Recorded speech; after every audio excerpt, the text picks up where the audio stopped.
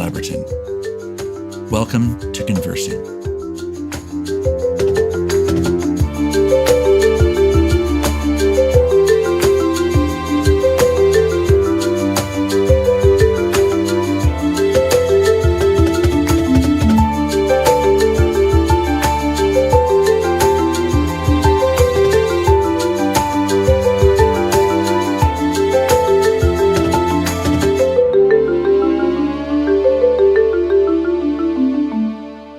I'm really delighted today to welcome Guy Kawasaki as our guest on Conversing. Guy is the chief evangelist of Canva and the creator of Guy Kawasaki's podcast called Remarkable People. He's an executive fellow of the Haas School of Business and adjunct professor of the University of New South Wales. That's a pretty exciting thing. He was the chief evangelist of Apple and a trustee of the Wikimedia Foundation. He's written lots of books, including Wise Guy, The Art of the Start 2.0, The Art of Social Media, Enchantment, and 11 other books. Guy, welcome. It's so great to have a chance to be with you. Thank you. I never thought I would be invited to your podcast. I couldn't be happier to invite you.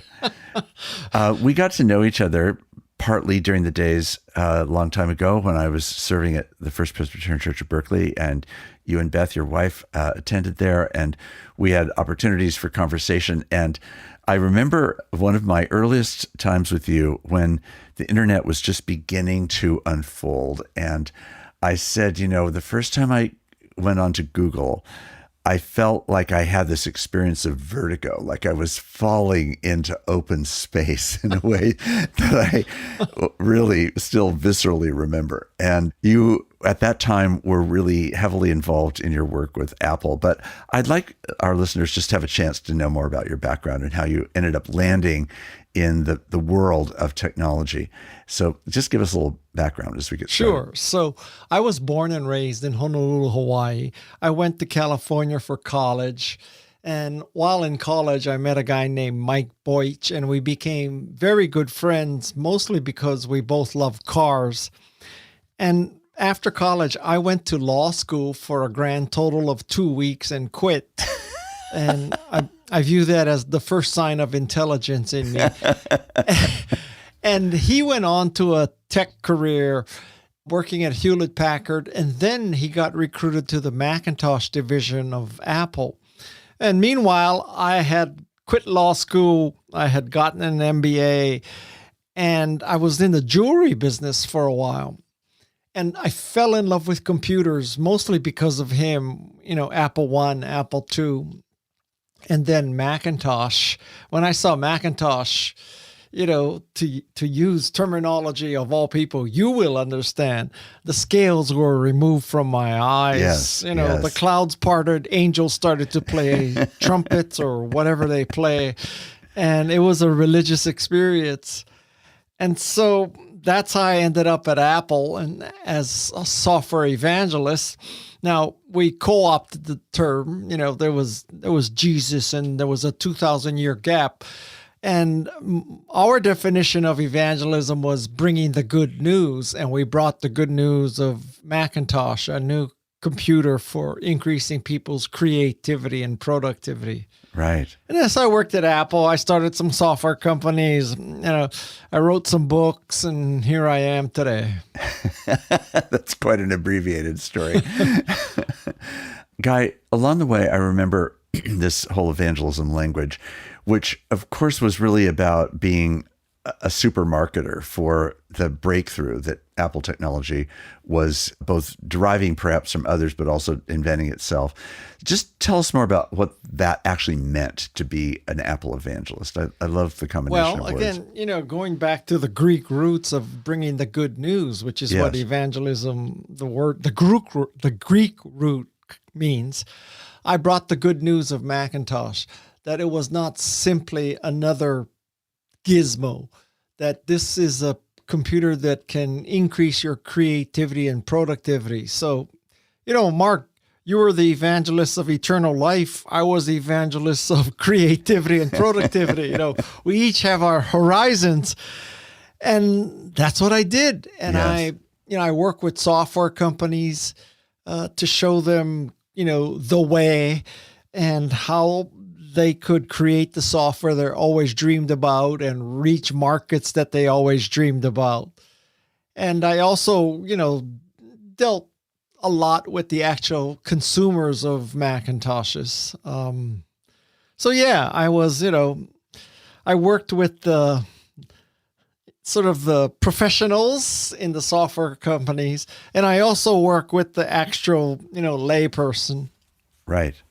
One of the things that I can only imagine must have been stimulating to your own imagination, which I have to say is pretty incredible in its own right, was being in such a creative environment at such a creative moment as Apple was really coming into its own and its spectacular success that has then unfolded over all these years. Tell us about that environment, Steve Jobs, what it meant to be creative in that time and in that place. Well, I would say that every story you've ever heard about Apple and Steve Jobs in those days is probably true. He was a very difficult person to work for. It was scary. He would not hesitate to just rip you to pieces in public. And contrary to every current HR theory of being positive and reinforcing and constructive and all that good stuff, I believe Steve Jobs ruled by fear. And in my case, it was the fear of humiliation. And you may not believe this, but that is a very effective motivational strategy. Indeed. At least for me. So now I don't want to paint a dismal picture of working, because as I look back, I consider it an honor and a privilege to have worked for him, particularly as early as 1983. And so I would, if I could do it all over again, if there's Steve Jobs 2.0, I probably would sign up for that again. Right. It was a remarkable experience. And I hope everybody has an experience of working for someone like Steve once. Not necessarily twice, but at least once. We're going to go on in a minute and talk about artificial intelligence. So before we get to that, what would you say about your observations about Steve Jobs' intelligence? What were the qualities of his intelligence? Because there's different there's different qualities and dynamics, dimensions to intelligence. What was Steve's intelligence, would you say? Well, it's hard for me, a mere mortal, to explain Steve Jobs, a god. Yes. Not the god, but a god. And he was, basically off the scale in perception of what people wanted or would come to want. I mean, honestly, there are two explanations of Steve Jobs. Either one would work, which is either he was entirely visionary and can predict what people would want, or he made what he wanted and made people want it after the fact. Yes. Either one can explain the Steve Jobs phenomenon. And it was just an amazing time. We truly were sort of inventing or reinventing personal computers. We viewed IBM as the devil that, it was going to create a totalitarian world of thought control and, basically what Florida is becoming right now. So that was the enemy. Guy, what would you say were the things that inspired other people, given that he had that reputation of fear? How did it still become generative and not just collapse in on itself? Well, as I say, fear is an entirely positive motivational factor. Yes, it can have a motivation, or at least the fear of humiliation. Right. Now, yes, the fear of humiliation can lead to sort of deer in the headlights, frozen, kowtowing, subversion of your own intellect, et cetera, et cetera. But that didn't happen. I mean, it was okay to argue with Steve, but you better be really sure you're right. This is not something you do casually. This is, it could change the arc of your life, arguing with Steve. Wow, that's incredible. Did you have to recover from You working mean there? PTSD? Yes. Listen, I attribute much of my career success to working in the Macintosh Yes. division. Yes. And, I mean, let's not be overly dramatic. Yes. It's not like it was abuse in the criminal sense. Yes. Yes. It was just a very different organization. And the further I get away from that time, the better it seems. More of the gold is present and less of the dross. Yeah, that's good. So one of the things that has been so fun about watching your career unfold over the years and all the books that you've written and the speeches you've given and the contexts in which your voice has had such importance has been because of the intersection between the truly applied experiences of technology and workplace dilemmas and challenges and opportunities, alongside the most inventive, creative, spontaneous, encouraging, inspiring sort of imagination. And these two dynamics, which sometimes can be simply separated, as though you can either have ordinary practical life or you can have imaginative life. But you bring these two things together in a dynamic that has, I would say, been one of the main arcs of how you've written your books and how you yourself have sought to live. What do you want to say about how those two things interplay for you? What I want to say is, Mark, you're giving me way too much credit. That's what I want to say. Listen, yeah, okay, fine. You can ascribe all those wonderful things to me. But the truth is much closer to, I fell in love with stuff during my career. I fell in love with Macintosh, fell in love with Canva. I also fell in love with, shall I say, false gods that didn't work out. So don't get me wrong. But I happen to fall in love with things. And when I fall in love with something, I'm just all in. So I don't want you to think that I'm in the caliber of Steve Jobs or maybe Elon Musk a couple years ago before he lost his mind. That, those people are on a different scale. That's a different operating system. I just fall in love, and I think I understand what people will want to use. However, I do not take credit for being able to create what people will use. Yes. So my strength, I think, is pattern recognition, not pattern creation. That's a great way of distilling things. That's interesting. So I'm just curious now, because we were corresponding recently and you made the comment that you did about AI. Who knows, but that AI might be God or God may be AI. And it felt like too good an opportunity to pass up. So I immediately contacted you and said, Guy, could we talk about AI and your perceptions of what's going on in AI? Listen, when you responded to that email, I have to say I was absolutely shocked, because I literally, there were so many disclaimers in this email. It's like, yes. Mark, no, this really is me. I'm not on mushrooms.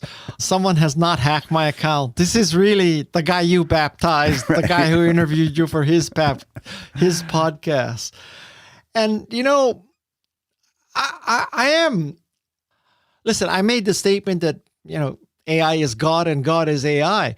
And that's really, I don't consider that too facetious. I truly do believe that, maybe God is out there and is saying to himself or herself, listen, like I really blew it last time.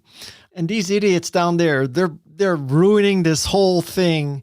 I got to give them something that they can wrap their minds around. Because clearly they cannot wrap their minds around a omniscient, omnipotent, wise, kind, loving, higher power. So I'll let them think that they invented AI, but really it's me. And with AI, and as it becomes sentient, it's going to save those idiots down there. I mean, amazing. I really do believe that. That's a distinct possibility. And if you think about people's sort of impressions of God, that she is omnipotent, omniscient, and all loving and all that, and has had occasion to smoke down a few people. And then you listen to the description of AI. AI is not going to die. It doesn't have a biological life. At any given point, it practically has all the knowledge in the universe. And, I think AI, as it becomes more and more sentient, is going to figure out, creativity is good, love is good, kindness is good. These are positive qualities that AI, needs to foster. I mean, sounds like God to me.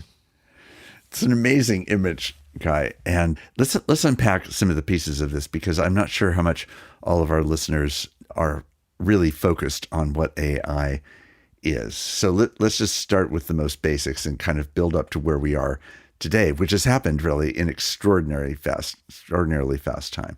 So just give us a basic functioning definition of artificial intelligence. What is that? I mean, artificial intelligence is the use of computers to, humans would say to simulate human intelligence. I might make the case that that's not giving AI enough credit, actually. So, let me just discuss it in sort of really tactical ways. So the most obvious representative of AI today is this thing called ChatGPT, which is a service or a site that you go to, and you can have basically chats with it. You can ask it questions. You can ask it to do things. And it's what's called a large language model, which let's just not get into it. But it basically has all this information, and it looks at the information and digests it relative to what you just chatted about. So, let me say, as a writer, it is enormously helpful because at the very basic level, it can do copy editing and grammar checking. So that's good enough right there. But then you can ask it questions like, I need examples of people who had made big career changes. I'm writing a book called Remarkable Mindset. So I needed examples of people who had a remarkable mindset, who changed from one career to another. And, everybody always talks about, Jeff Bezos was an investment banker and then he became Amazon selling books and all that. So those are the common ones. Vera Wang went from, figure skater to wedding gown designer. But I asked ChatGPT for examples, and it gave me an example of Julia Child. So I don't know if you realize this, but Julia Child, until her mid-30s, was a spook. She worked for what became the CIA. Yes. And then she married someone there. They moved to France. And that's how she got exposed to French cooking and became the Julia Child that we know. Well, I didn't know that story. Now, so that's like an example of how I use it. But let's say that you're a small business person and you're listening to this. You're going to say, okay, Guy, I'm not writing a book. What am I going to do with AI? So let's say that you run a restaurant, okay? And as a restaurant, you're very concerned about Yelp reviews, okay? So now let's take two cases. One is someone leaves a Yelp review. Service was lousy. Prices were high. Quality was low. You could go to ChatGPT and say, okay, this is what the person said. Create a response for me. And I swear, ChatGPT in 10 seconds will give a great response. Now, the opposite is also true. If somebody says, great service, great food, best dim sum I ever had in my life, I would go there again tomorrow, right? You can also ask ChatGPT to write a thank you note. And then, wrap your mind around this. You could ask ChatGPT to write a thank you positive response as a limerick. And then you could ask ChatGPT to write this response as a rap song. And I swear, in 5 seconds, you would have those things. So now, this is a long way from writing rap Yelp reviews to being God. But if you are following this at all, there's many people who are saying that there's dangers with AI, because if AI takes over the world, then they'll be in charge of the weapons, and AI is going to make a decision that, that's an incoming missile from China. Launch our response. And that's the end of the world, right? Nuclear war. Right. And AI is going to do this without human intervention. And yes, I can see where that could happen. But let's just be honest here. Quite frankly, it's more likely that some idiot president or dictator launches a nuclear war than AI. And I think one of the very unfair comparisons, a couple unfair comparisons. One is people are going to ChatGPT and things, and they're trying to fool it, and you can fool it, and it does give incorrect results, right? Right. And so there are flaws with AI, but in a sense, ChatGPT is about 6 months old. I'd like to see what human knowledge was 6 months, after the humans started walking upright.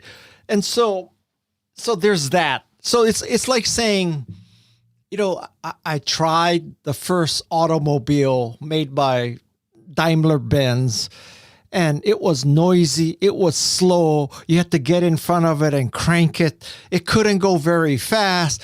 Where can I get gas? There's no way that the automobile is going to succeed. What's wrong with my horse and buggy? Right. Okay, well, here we are in 2023, not a lot of horse and buggies. So you're comparing the wrong thing. And the other, I think, apples against oranges comparison is, I think a lot of the criticism of AI, it's as if mankind is smart, rational, mature, peace-loving, and perfect, right? So, we can't trust AI because AI could start a nuclear war. That's kind of the flip side of that is we can't trust AI, but we can trust humans because humans are rational, intelligent, not driven by ego, and they don't make mistakes.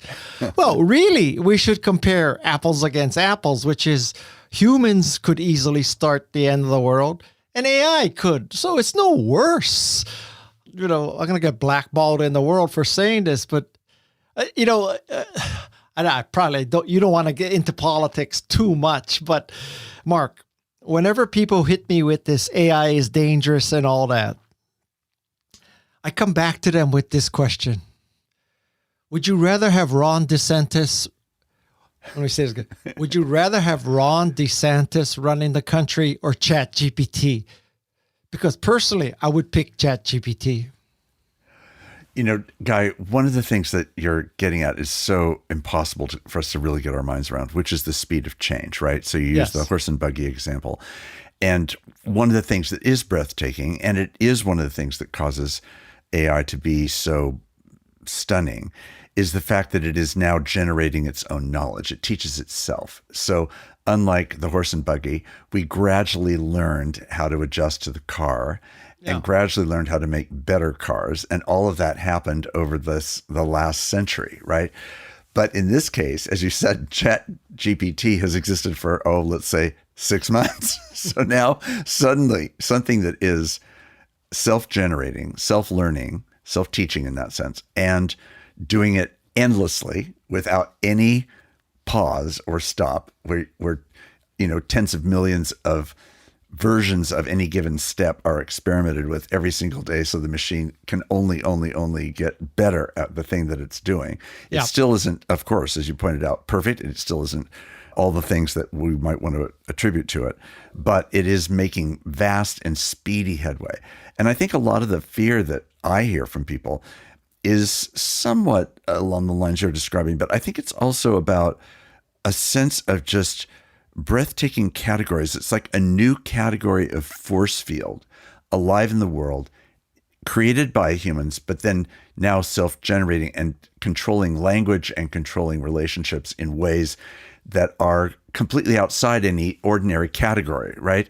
So that's what speed often increases for us, I think, is a sense of uncertainty and anxiety about it. That may not be rational, but it certainly can also be rational to be afraid of that. So I agree with you that it's really important, and I don't find myself a Luddite about AI. I'm very aware of all of the tremendously positive benefits that it has and the things that it's helping to create in medical science and in so many other forms of human knowledge and understanding. But it could be also a spectacular failure, which isn't hard to imagine, even though I grant your point about the fact that is it more likely for a machine or for a person to run into the most catastrophic examples? I mean, my logic is, well, we've seen what man can do. Maybe we should give AI a chance. Actually, really, my ideal progression is we've seen what men will do. The next step is let's let women run the world. And then after that, if they can't do it, then we'll go to AI.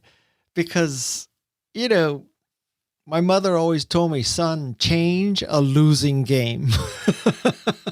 Right. So, a lot of this is tongue in cheek, and sure, you understand that. But I have to tell you that, if you delve into AI and you ask it questions and you ask it, if you went, okay, here's a very good example. One day recently, I went to ChatGPT and I asked it the question, should the history of slavery in America be taught to students? Okay? Mm-hmm. ChatGPT came back and gave 5 or 6 reasons why understanding our sordid past is a good thing. I don't want you to think I pick only on Florida, but let's say you went into a red legislature and asked that same question. Which answer do you think is more intelligent? And which answer is more likely to foster peace and survival? What can I, and now, a lot of people say, well, how do you know what AI is going to decide? And that is also true, right? The scientists created this technology and this algorithms and stuff, but once they turned it free, it's morphing by itself. Yes. Which is scary because you would like to think, at some point, I can pull the plug, right? I can reverse this. But I ask you one more time to consider apples against apples, oranges against oranges, which is to say that AI is a black box and you put stuff in and you really don't know what's going to come out because what's in the black box. Right. You know what? But is that any different from raising a human being? Right? You put stuff into the human being, you put the education, you put that, Ivy League, law degree from Yale, blah, blah, blah, blah. And you think, I put all the right ingredients. I know exactly what's going to come out. Okay. I can point some examples of people with Yale law degrees that you'd have to say, maybe that black box didn't work quite out how I wanted it to work out. So, is it any different than a human being? Well, yes, it can be omnipotent, right? But there are some human beings with delusions of omnipotence. So again, listen, I am being tongue in cheek, but I'm telling you, this is something to think about. Yes. And I think it gets back to the hubris of man, which is, we think we are the highest form of intelligence and the universe exists for us and everything else, is in service to man. It could be that mankind is just a cog in God's world. And, maybe we're more important than an amoeba, but maybe not. Maybe we're just a cog. So we got to stop thinking like we're the center of the universe and everything should exist for our benefit. That might not be true.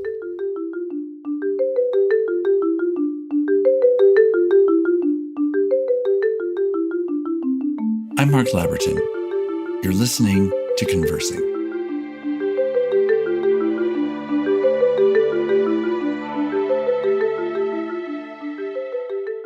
I grant your point, but I do think that you don't have to be guilty of speciesism to grant a distinct character to human life as creatures made in the image of God, or so my faith would teach and ground me.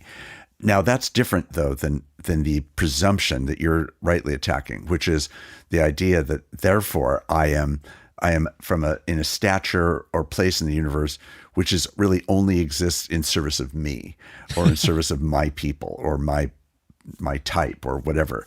And you're right about the need for a grounded humility that actually doesn't give way to that sort of hubris, which I think is wrong. On the other hand, I'm very moved, for example, by and intrigued, honestly, by the new establishment at Stanford of the human-centered AI project that they have going, and the desire to put human-centered issues at the core of AI questions, not because those are the only questions that should be asked, but because those are questions that will in some way or another, which is partly why you're saying it's tongue-in-cheek, these things do have consequences, and they do have moral consequences, and trying to figure out how that figures into an AI universe. You're pointing out that, make it moral or not, humans can be disastrous in their decision-making and their perceptions and their convictions and their beliefs. Well, I mean, I guess I'm not sure how you, quote, make a human being moral.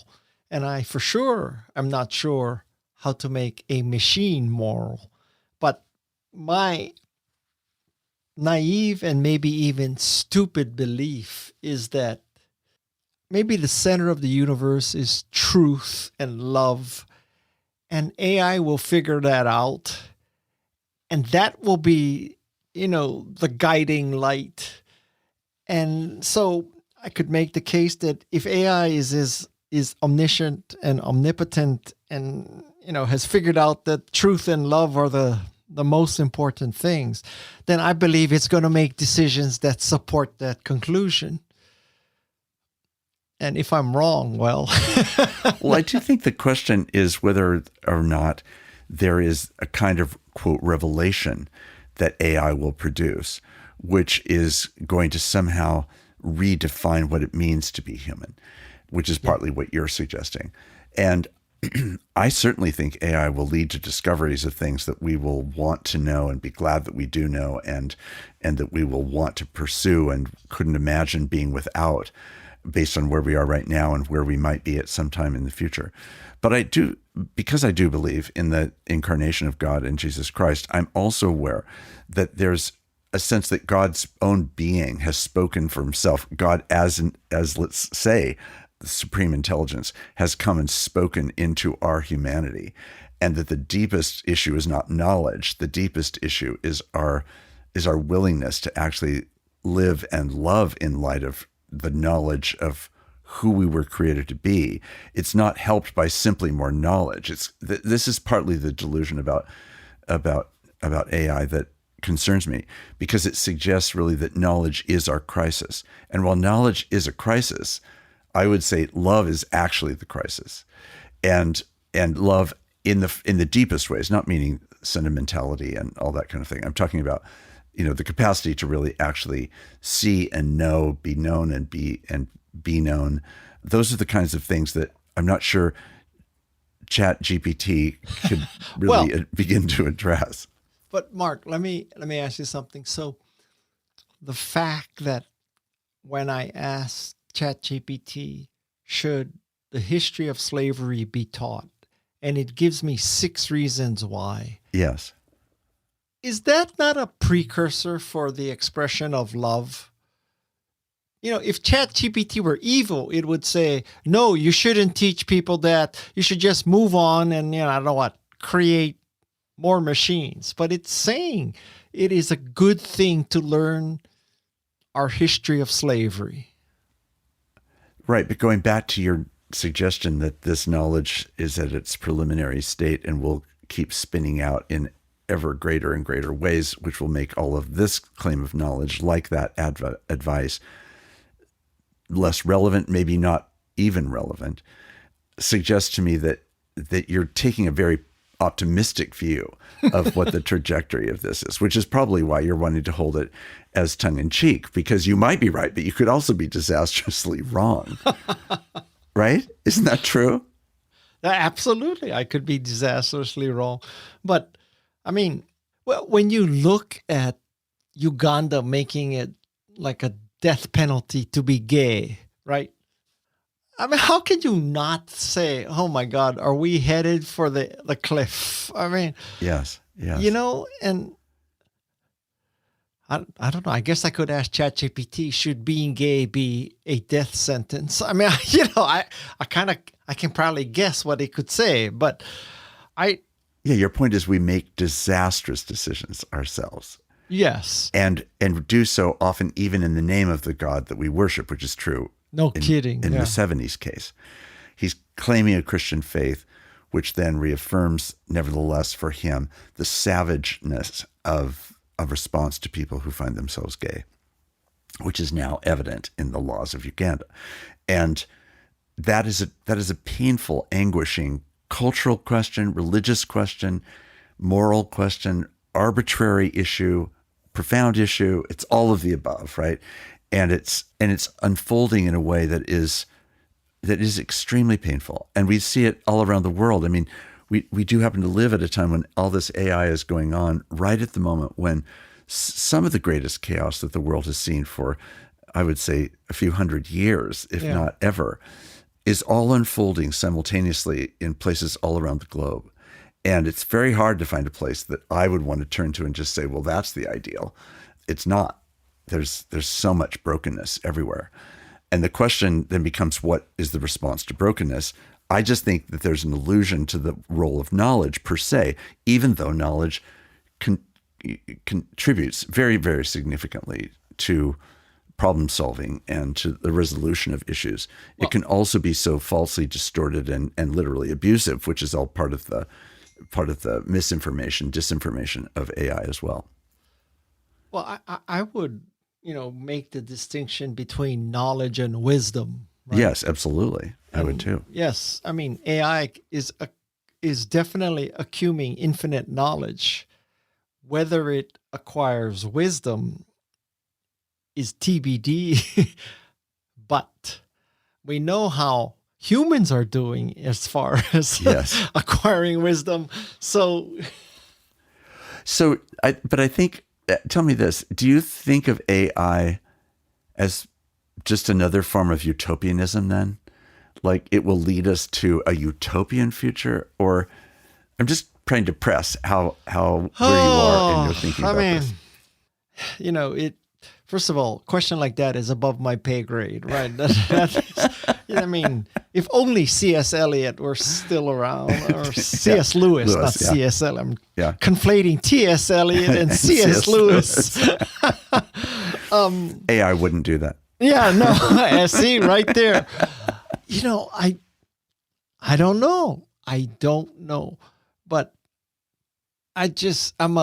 you can tell I'm fairly pessimistic about how things are going right now. And in 2024, we're certainly going to have a huge data point, right? Yes.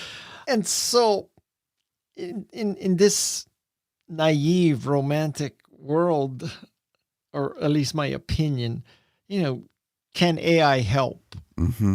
And I truly do believe so. You do believe it will. Which led me to this tongue-in-cheek email to you saying that, man, maybe AI is God. Yes. Or maybe God is AI. And, listen, if you make the case that God sent his son, why can't God send AI? Right. I think you could also say, in the same way that God intended medicine for our benefit, that came about as a manifestation of human action. Yep. Medicine unfolds. What's different, or so it shows every sign of being, what's different about AI is that instead of a human discoverer, as it were, being the person who's actually trying to figure out the mystery, it's actually just a machine learning its own learning and building on its own learning, creating its own knowledge base out of a set of human resources of where we are now. That leads to all kinds of positive good. I mean, I want to say I'm very aware of the profound impact and positive impact that AI can produce for us. So I'm not at all a Luddite about AI.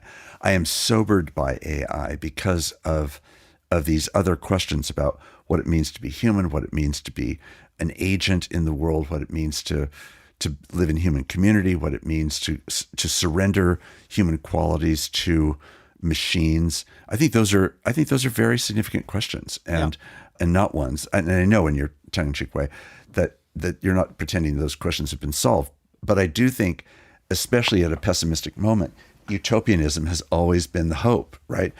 Let's cast ourselves on the lottery, as it were.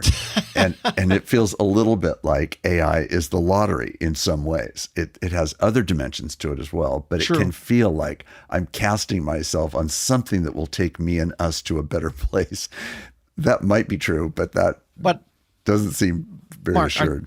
I dare say that very few people are considering the idea that God is AI and AI is Right, God. I mean, right. it may be that the two of us are the only people in the Yes, universe in the who are universe. having And here we are discussion right now.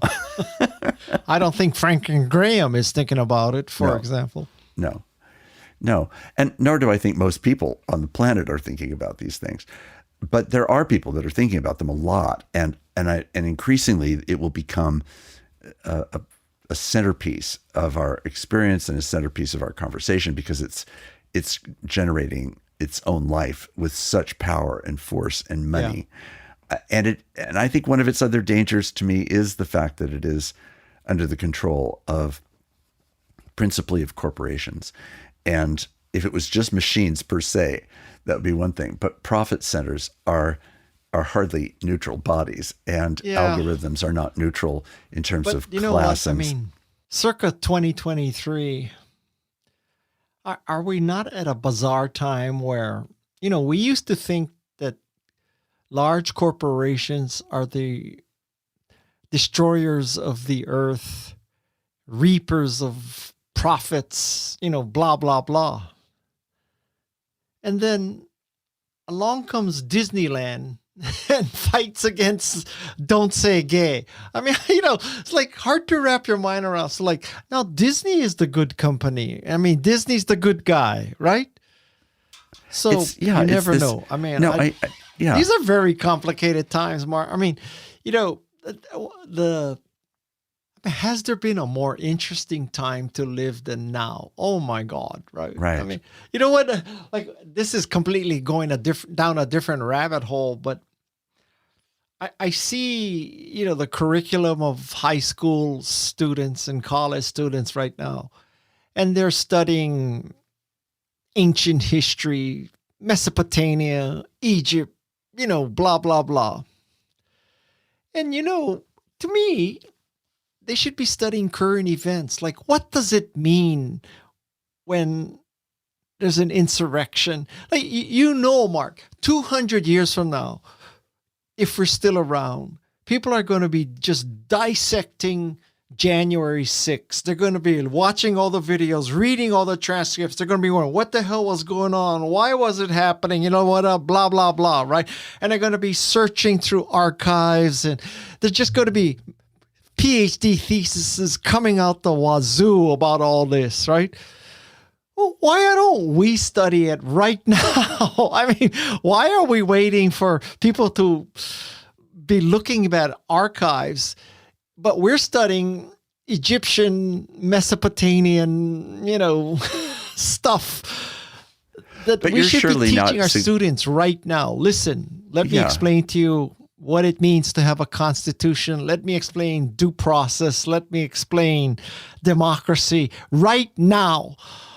Not 1776. Right now. You understand this right now. But listen, what do I know? I mean, well, I do think that I would want to argue a place for both ends, because you don't want to argue. I would not want to argue for a cut flower approach to world events, as though you can cut off the root system of what shaped us and then just arrive with the bouquet that we currently have in our hands. So part of the reason of value of humanities is being able to go back and examine historical things. The question is, how do you examine them? And do you examine them in a way that has contemporary relevance? This is obviously for a theological seminary where I've been president at Fuller.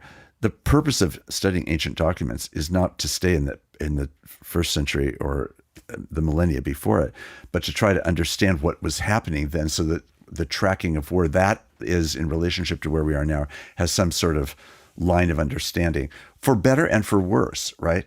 So, but your point is, in the face of the crises that we're facing right now, are we actually taking the current world, contemporary world, this world, in this moment that we're living in, with its full seriousness and vigor, which is partly what you're wanting to say. Yes. That's what we should be studying. Yes. And I'm not saying we should not study history. I'm just saying that I think it's very important that if I had a choice with my kids understanding what happened on January 6th or July 4th, 1776, yes, not clear to me what's more important. It's certainly a topic of discussion. Yeah. So let's conclude our conversation by looking back a little bit and then coming just again back to today. So you start as Apple's evangelist. You have fallen in love. And you've fallen in love with a whole bunch of things, the technology, but also with a mindset, also with the horizon of creativity, etc. So that optimism has gone through all kinds of ups and downs and ins and outs, and so has culture and society that you've been living in, right? Yeah. So would you say that you feel able still to fall in love? And have you fallen in love with AI? I definitely still have the capacity to fall in love. Arguably, I could make the case that as long as you can fall in love, you will remain sentient. Yes. And I have definitely fallen in love with AI. I am truly an AI believer. Maybe I'm stupid to, be so positive about it. But in my day-to-day work as a writer and podcaster, it has made me 3, 4, 5 times more efficient. I mean, I think of ChatGPT or Bard as a friend that is infinitely wise, infinite energy, infinite availability, and $20 a month. I mean, this is the ultimate research assistant. I mean, I could not write books. I think, contrary to what people say that, it's going to lead to a generation of people who cannot think. You ask them a question, they go to ChatGPT, generates the answer, they plagiarize it, put it in. I disagree. I think that it is going to up the game for writing. It's going to make writing clearer and better. And now, don't get me wrong. I mean, ChatGPT makes stuff up. So does Bard, okay? But you know what? So does Fox. So I think one of the important principles that I'd like to communicate is, and I learned this, is that lots of times you compare your intentions with other people's results, right? So, I mean, to use a secular example, let's say you're a manager and you manage a sales force. So your salesperson from the West Coast is only 80% of forecasts. So you judge his or her results. When it comes to thinking about yourself, you think, but I fully intended to reach my goals with my organization. Right. So you're not comparing. It's your results against their results, right, or your intentions against their intentions. Right. But you can't judge your intentions against their results. And so, I mean, that's like an undercurrent of my thinking that, you have to be, I'll use an even more, I just read this book by Dan Simons. He's famous for making the Invisible Gorilla video, okay? Okay. And his latest book is this concept of what's missing. So I'll give you an example. So you often read gurus and thought leaders and experts who say, Bill Gates didn't have a college degree. Steve Jobs didn't have a college degree. Mark Zuckerberg didn't have a college degree. A college degree may be contraindicated to become a successful entrepreneur, right? These three, the most successful people in entrepreneurship didn't have college degrees. And the implication is maybe you don't need one, or maybe it's even a negative, right? Right. But Dan Simons would say, you got to ask what's missing. And what's missing is how many people are successful tech entrepreneurs who do have college degrees. Yes, yes. And in 2015, he and his co-author did a study, and there were 253 unicorn companies. These are companies with market value at least $1 billion. Yes. 253 unicorn companies, 253 CEOs had college degrees. But you never hear about them. Right. You only hear about Zuckerberg, Gates, and whatever, because they're the exceptions. Then you also have to ask yourself, well, what about all the people with college degrees who didn't create unicorns? And you also have to ask yourself, what about all the people without college degrees who didn't create unicorns? So anyway, it's a 2x2 matrix, but people focus on only one corner. Yes. And you always have to ask yourself, what's missing? If you learn that Google gives its employees free food, and you conclude, therefore, giving free food will make me as successful as Google, you have to ask the question, what's missing? Which is, there are a lot of tech startups that gave free food that failed.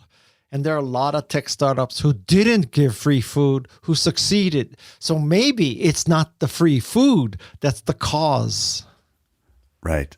So drawing the wrong conclusions from interesting statements. I always ask what's missing. And you should ask what's missing with AI. Yes, yes, yes. Guy, this has been really fun. And the moment I got your email, I thought we've got to have a conversation about this. I'm doing a series of conversations about AI, and there are people across a pretty wide spectrum that I'm hoping to discuss this with. And I wanted really to start with you. So this has been great. Thank you. I dare say I'm going to be the outlier. No. I think there's just a lot of different views, as you would expect, of something that's as significant as all this is. So, Guy, thank you so much. This has been great. I maybe regret going on record about this. Mark, all the best to you. Thank you so much.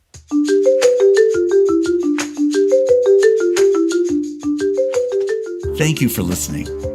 Subscribe to Conversing on your favorite podcast app to listen to new episodes as they are released. And please leave a review. Conversing is produced by Peter Laberton and distributed by Fuller Studio.